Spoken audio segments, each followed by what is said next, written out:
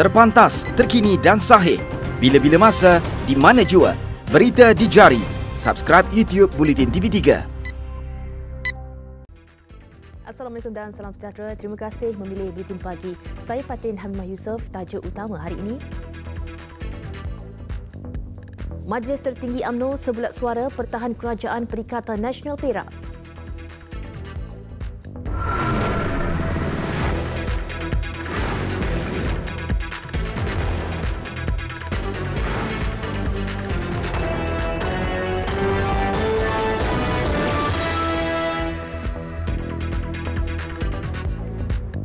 Mesyuarat khas Majlis Tertinggi UMNO memutuskan Kerajaan Perikatan Nasional Negeri Perak yang membabitkan UMNO, PAS dan Bersatu perlu terus dipertahankan. Perkara itu dimaklumkan melalui kenyataan dikeluarkan Setiausaha Agung UMNO, Datuk Seri Ahmad Maslan selepas mesyuarat berlangsung kira-kira sejam di Menara Dato' On di Ibu Negara malam tadi. Selain itu, mesyuarat berkenaan turut memutuskan tarikh Perhimpunan Agung UMNO diadakan pada 31 Januari 2021 di PWTC. Ia dijalankan dengan kehadiran terhad serta dibuat secara maya. Sementara Perhimpunan Agung Wanita, Pemuda dan Puteri pula akan berlangsung pada 30 Januari 2021. Manakala mesyuarat perwakilan UMNO bahagian bakal diadakan bermula 1 hingga 3 Januari 2021 secara serentak. Bagi kawasan PKPB dan PKPD, mesyuarat perlu diadakan secara maya.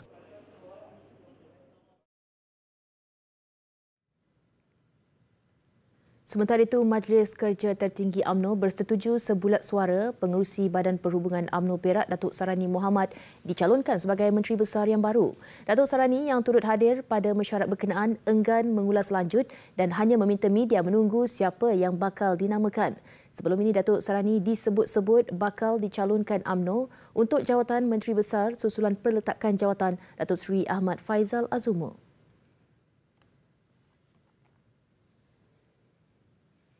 Jumlah tangkapan berhubung siasatan insiden berbalas tembakan dengan anggota pasukan Gerakan Am PGA di sempadan negara baru-baru ini meningkat kepada 53 individu apabila 7 lagi suspek baru ditahan. Ketua Polis Perlis Datuk Surina Saad memaklumkan kesemua tangkapan itu dipercayai ada kaitan dengan aktiviti penyeludupan di sempadan negara. Menurut Datuk Surina, seorang lelaki ditangkap pada Sabtu lalu, manakala 6 lelaki lagi ditahan kemarin. Tangkapan suspek berusia 22 hingga 48 tahun itu dilakukan di Kuala Perlis dan Padang Besar. Bagi meneruskan siasatan, 15 lelaki yang tamat beriman di Kubang Pasu, Kedah serta 5 lagi di Padang Besar dibenarkan jamin sebelum ditahan semula. Dalam kejadian 2.30 pagi 24 November lalu, Sarjan Baharudin Ramli, 54 tahun, meninggal dunia di lokasi selepas ditembak di Padang Besar ketika sedang bertugas. Manakala rakan setugasnya, Sarjan Nurihantari, 39 tahun, cedera ditembak. Jabatan Kastam Diraja Malaysia JKDM Sabah merampas kira-kira 30 kilogram dadah disyaki syabu dianggarkan bernilai 1.2 juta ringgit di lapangan terbang antarabangsa Kota Kinabalu LTAKK. Penolong Ketua Pengarah Kastam Zon Sabah, Datuk Abdullah Jaafar berkata, bahan terbabit ditemui dalam beberapa bungkusan yang disita oleh pasukan operasi Kastam Sabah 10 November lalu selepas gagal dituntut pemiliknya. Modus operandi ini dengan mengisi bahan yang disyaki dada ini ke dalam plastik lut sinar sebelum diisi ke dalam plastik yang dipercayai plastik berjenama minuman yang kemudiannya dimasukkan ke dalam bungkusan kotak dengan tujuan untuk mengaburi mata pihak penguatkuasaan. Tambahnya, pemeriksaan lanjut mendapati terdapat hablu jernih dipercayai syabu seberat 30 kg dalam bungkusan yang dihantar dari Semenanjung itu. Setakat ini, tiada tangkapan dibuat berkaitan kes dan siasatan lanjut masih dijalankan. Kes disiasat di bawah Seksyen 39B Akta Dadah Berbahaya 1952. Dalam pada itu, Datuk Abdullah berkata pada operasi berasingan pada 25 November lalu, anggota kastam daripada cawangan penguatkuasaan LTAKK membuat serbuan ke atas sebuah premis di Tuaran dan menemui 2 bungkusan berisi dadah jenis ganja seberat 2.9 kg bernilai lebih RM5,000. Sebuah lagi bungkusan turut ditemui pada 30 November mengandungi 2.87 kg dadah jenis ganja dengan nilai hampir sama. Seorang lelaki tempatan berusia 28 tahun ditahan. Sejak Januari hingga November tahun ini, Kastam Sabah merampas dadah jenis syabu bernilai 5.56 juta ringgit dan ganja bernilai RM37,142. Alamat dia betul. Pengajaran dan pembelajaran tulisan Jawi dalam mata pelajaran Bahasa Melayu di Sekolah Jenis Kebangsaan SJK dan Sekolah Kebangsaan SK akan diteruskan tahun depan. Timbalan Menteri Pendidikan 1 Muslimin Yahya berkata, ia berdasarkan keputusan Jumaah Menteri pada 14 Ogos tahun lalu. Ini keputusan yang telah dibuat oleh Jumaah Menteri dan kami di KPM. Pada dasarnya, kita mengikut saja apa arahan yang telah dikemukakan oleh Jemaah Menteri. Jadi untuk makluman sahabat saya Jerai, sebenarnya tulisan Jawi sebagaimana dimomokkan, kita bukannya mengajar pelajar-pelajar kita menulis, bukan mengajar pelajar-pelajar kita membaca berkaitan dengan tulisan Jawi. Kita hanya dalam proses pengecaman. Jelas beliau, asas pengajaran tulisan Jawi sebahagian daripada seni, warisan dan sejarah yang perlu dihargai dan diperkayakan. Setakat ini ujarnya, kemahiran membaca dan menulis Jawi masih lagi diuji dalam pentafsiran tingkatan 3 PT3 menerusi mata pelajaran pendidikan Islam. Selain itu, mata pelajaran pendidikan syariah Islamiah serta pendidikan Al-Quran dan Al-Sunnah menggunakan tulisan Jawi sepenuhnya, termasuk dalam soalan peperiksaan. Isu rantaian bekalan vaksin COVID-19 yang dialami syarikat farmaseutical Pfizer ketika ini tidak akan menjejaskan perolehan bekalan bagi Malaysia. Menteri Sains, Teknologi dan Inovasi Khairy Jamaluddin menegaskan sekiranya berlaku gangguan rantaian bekalan, kerajaan akan mengenal pasti portfolio vaksin daripada pelbagai syarikat bagi memastikan bekalan mencukupi. Saya pun sedia maklum tentang berita berkenaan dengan masalah bekalan rantaian syarikat farmaseutical Pfizer. Namun demikian, dalam laporan media yang sama menyatakan bahawa masalah tersebut hanya berkesan kepada bekalan untuk tahun 2020. Setahu saya, apa yang dimaklumkan kepada kita oleh syarikat Pfizer ini tidak memberi kesan kepada bekalan mereka untuk tahun depan. Berhubung kemungkinan kos tambahan yang terpaksa ditanggung selain peruntukan 3 bilion ringgit, jelas Khairy setiap perjanjian dengan syarikat pengeluar vaksin akan mengambil kira kos termasuk pengangkutan dan penyimpanan. Terdahulu beliau turut memaklumkan sehingga kini Malaysia telah menandatangani 2 perjanjian yang memberi jaminan bekalan vaksin sebanyak 30% daripada jumlah populasi negara. Rapid Bus Sendirian Berhad akan melaksanakan penyusunan semula laluannya bagi mengoptimumkan sumber dan aset susulan pelbagai cabaran dan kekangan akibat penularan pandemik COVID-19. Syarikat pengendali perkhidmatan bas di Lembah Kelang, Pulau Pinang, Pahang dan Perak itu mengambil langkah dengan menilai seluruh operasi laluan Rapid Bus terutama yang mempunyai jumlah penumpang yang rendah. Rapid Bus dalam kenyataannya memaklumkan langkah penyusunan semula itu akan dilaksanakan secara berperingkat dan perubahan laluan akan dibuat dari semasa ke semasa. Menurut kenyataan itu, buat masa ini jumlah keseluruhan penumpang bagi semua laluan Rapid Bus menyusut lebih 58%. Sebelum Perintah Kawalan Pergerakan pada Mac lalu, jumlah penumpang sekitar 429,000 sehari. Namun angka itu merosot kepada sekitar 180,000 penumpang sehari. Perubahan laluan diumumkan sejak 19 November lalu yang berkuat kuasa 1 Disember turut membabitkan penggabungan, penambatan dan penyusunan semula beberapa laluan.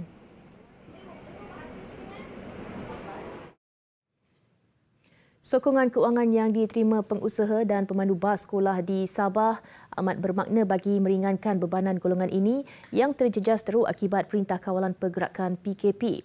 Kebanyakan mereka mengusahakan perkhidmatan berkenaan secara kecil-kecilan dengan seorang pengusaha hanya memiliki sebuah bas sekolah dan pendapatan bergantung kepada bilangan pelajar.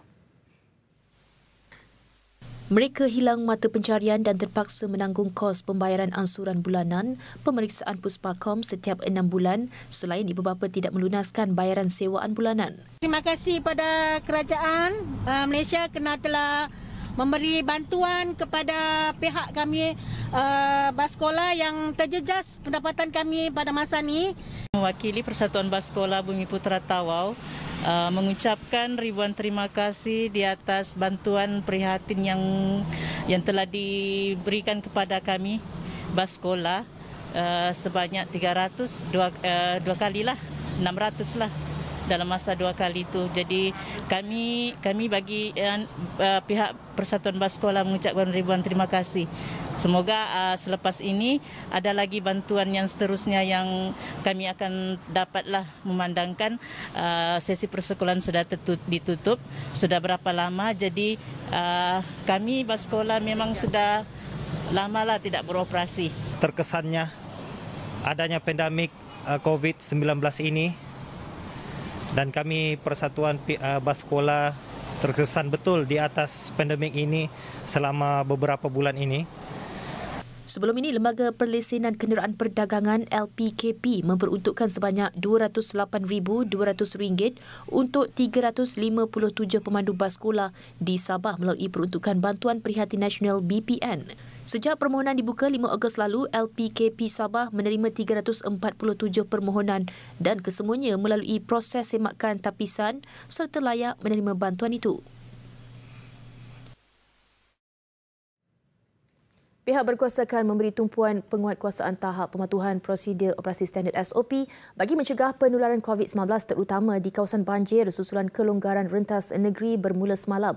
Ketua Pengarah Agensi Pengurusan Bencana Negara (NATMAL), Datuk Dr. Aminuddin Hasim berkata, pihaknya tidak menolak kemungkinan pergerakan orang ramai yang tinggi hujung minggu ini. Jelas beliau, pihaknya akan bekerjasama meningkatkan pemantauan bagi memastikan orang ramai mematuhi SOP ditetapkan. Ini kerana kemungkinan bilangan mereka ke kawasan banjir meningkat termasuk gerakan daripada bantuan sukarelawan dan badan bukan kerajaan NGO. Justru beliau berharap pergerakan itu tidak akan menjadi punca penularan COVID-19 di kawasan terlibat.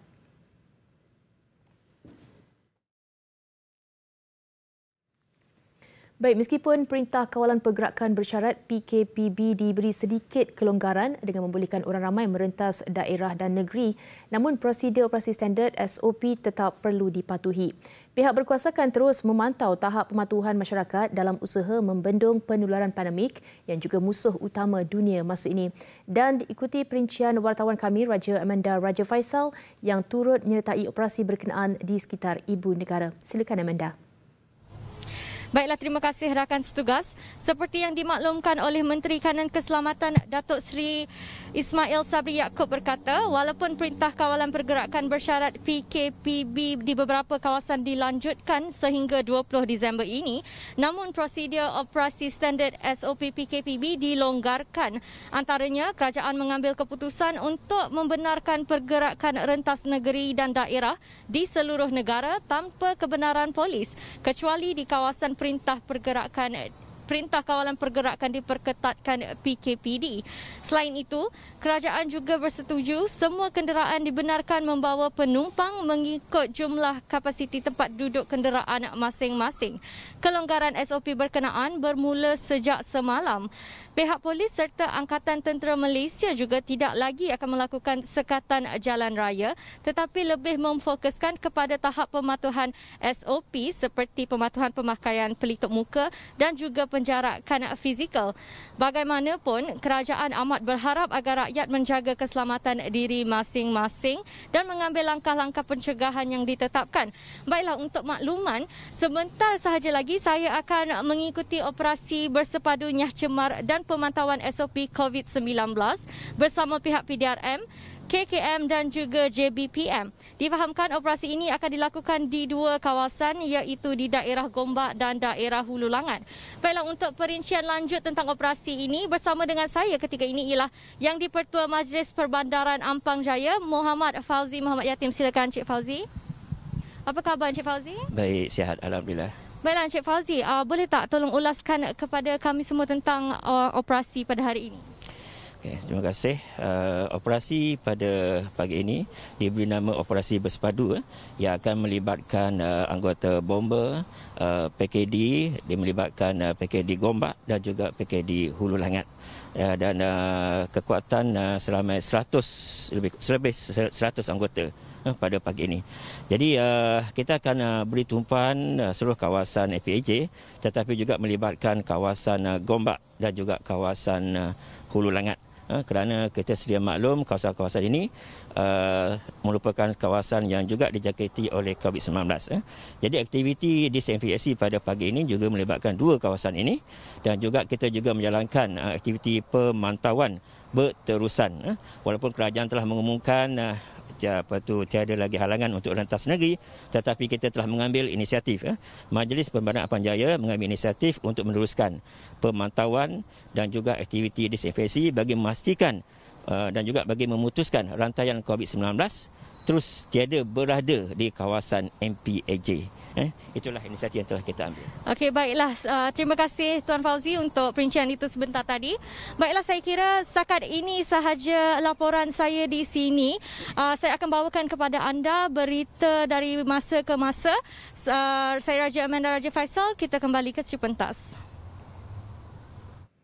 Baik, terima kasih Amanda, selamat bertugas. Dan seterusnya, Unit Udara Jabatan Bomber dan Penyelamat Malaysia JPPM melakukan penerbangan ihsan membawa seorang pesakit wanita orang asli yang mengalami demam panas ke Hospital Gua Musang di Kelantan. Ini berikutan jalan hubungan darat ke kampung mereka mengalami kerosakan akibat hujan musim tengkujuh. Garyon Angen, 23 tahun yang tinggal di kampung PL, Pos Bihai demam panas sejak seminggu lalu dan terpaksa dihantar segera ke hospital. Juruterbang Kapten Faridullah Amin Muhammad Noh berkata pihaknya berlepas dari Pengkalan Udara Subang pada jam 9 pagi menggunakan helikopter Agusta Westland 139. Kami ditugaskan untuk mengambil kerana adalah bersifat urgency, kecemasan.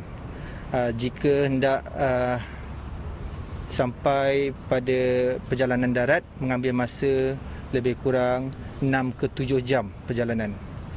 Maka dengan penerbangan medevac ini dapat memendekkan perjalanan yang diambil daripada 6 ke 7 jam menjadi setengah jam. Bentuk muka bumi di sana pun agak sukar, ditambahkan lagi dengan musim hujan yang sedang berlaku sekarang. So itu akan menyukarkan pihak JAKWA untuk mengambil pesakit-pesakit. Helikopter itu tiba di kampung PL jam 10.50 pagi untuk membawa pesakit yang turut ditemani suaminya, Heran Wak Alang. Penerbangan kemudian mendarat di Balai Bomber dan Penyelamat Gua Musang pada jam 11.15 pagi sebelum pesakit dikejarkan ke hospital dengan menggunakan jentera Perkhidmatan Perubatan Kecemasan EMRS.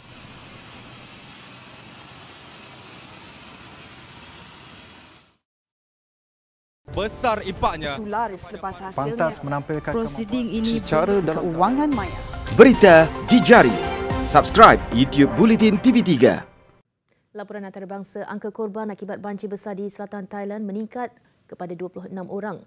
Menurut Jabatan Pencegahan dan Mitigasi Bencana Negara itu, 21 maut di Nokan di Tamarat yang juga kawasan paling teruk terjejas, manakala di Surat Thani dan Songkhla masing-masing mencatatkan 2 korban dan terang seorang. Lebih 283,000 keluarga di 5 wilayah terkesan akibat bencana berkenaan. Terdahulu, Perdana Menteri Thailand Prayut Chan-o-cha melawat Nakhon Si Thammarat bagi memberi bantuan kepada mangsa banjir. Pihak berkuasa juga akan terus mempercepatkan proses pemulihan kediaman dan bangunan yang mengalami kerosakan.